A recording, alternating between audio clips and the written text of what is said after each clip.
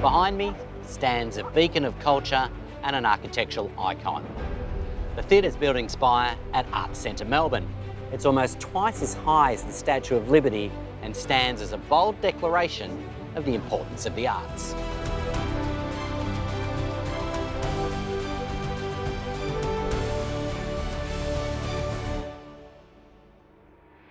As we mark the 40th anniversary of the theatre's building, join me as we uncover the story of its creation. We'll explore the visionary architects, engineers, designers and artists who transformed this site into a cultural and community hub and made Melbourne the creative city it is today.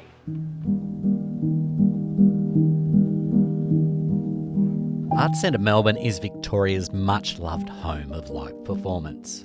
To find out more about how it came to be, my first stop is the Collection Store, home to the Australian Performing Arts Collection and located behind this secret door.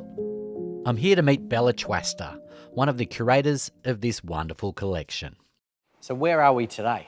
So we're currently in the depths of Hamer Hall, home to the Australian Performing Arts Collection at Arts Centre Melbourne. So we hold about 850,000 objects relating to the performing arts in Australia. This is just one of our beautiful storage spaces where we preserve and house a collection. I mean, this is a fabulous site.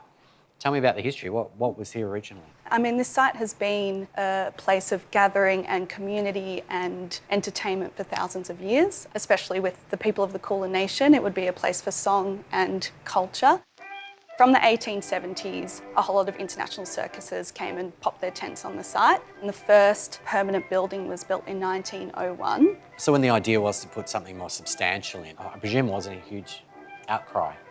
Well, it actually was. Oh. So I guess talk of a cultural centre started as early as 1943, and later that year it developed into creating a theatre as part of the precinct.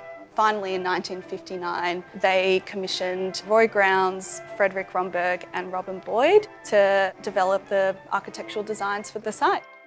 So Roy Grounds was one of Australia's leading modernist architects, with a bold architectural vision for Melbourne's new cultural centre. So bold was his vision for the project, however, that it imploded his relationship with his architectural partners, and he ultimately led the project alone. Roy Grounds devoted 25 years to cementing Melbourne's identity as a cultural city.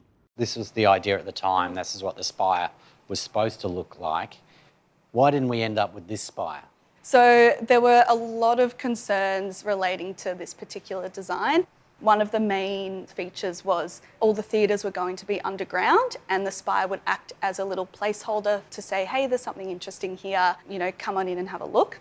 There were some constraints with the design, so it had to be a conical, tapered structure that looked like a ballerina's skirt. But there was so many concerns, geological, because we're right on the Yarra, engineering concerns, cost concerns. Yeah. They abandoned that design quite quickly.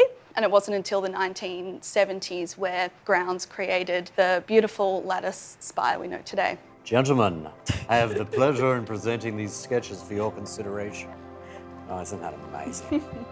Victoria Grounds is the daughter of the late Sir Roy Grounds, and she's had an impressive architectural and design career herself. This particular building, how was it embraced by the city and what was it like to walk into it for the first time? It was dramatic. Yeah. The fact that it was at layers and you went down and down and down. I mean, that was terrific idea. That was really captivating. Descending underground into the darkness of a theatre and then coming up to the surface again and sort of suddenly emerging into daylight when you'd been in this mysterious underground place. It was a great concept.